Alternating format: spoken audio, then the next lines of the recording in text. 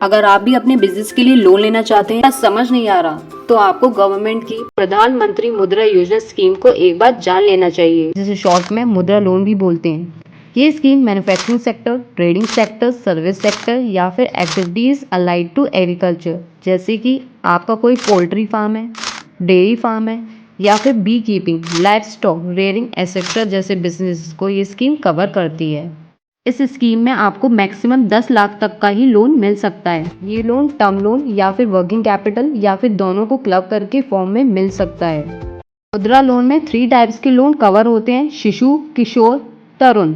सबसे पहले शिशु की बात कर लेते हैं। अगर आपको 50,000 तक के लोन की रिक्वायरमेंट है फॉर न्यू बिजनेस और स्टार्टअप्स तो आप शिशु लोन के लिए अप्लाई कर सकते हैं। किशोर, अगर आपको 50,000 से ज़्यादा बट अप टू 5 लाख तक के लोन की रिक्वायरमेंट है फॉर एग्जिस्टिंग बिजनेस तो आप किशोर स्कीम के लिए अप्लाई कर सकते हैं।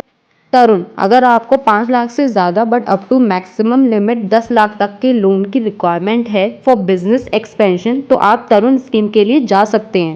अब डॉक्यूमेंट्स देख लेते हैं किन डॉक्यूमेंट्स की रिक्वायरमेंट है फॉर शिशु लोन। प्रूफ ऑफ आइडेंटिटी जैसे कि voter ID card, PAN card, Aadhaar card, driving licence या फिर पासपोर्ट होना चाहिए।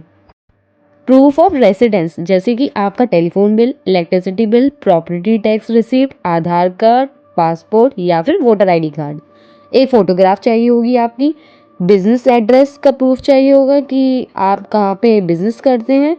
एप्लीकेबल रजिस्ट्रेशंस जैसे कि अगर बिजनेस के लिए कोई जीएसटी एप्लीकेबल है तो आपको जीएसटी रजिस्ट्रेशन, उद्यम रजिस्ट्रेशन या फसाई सर्टिफिकेट एक्सेट्रा होना चाहिए।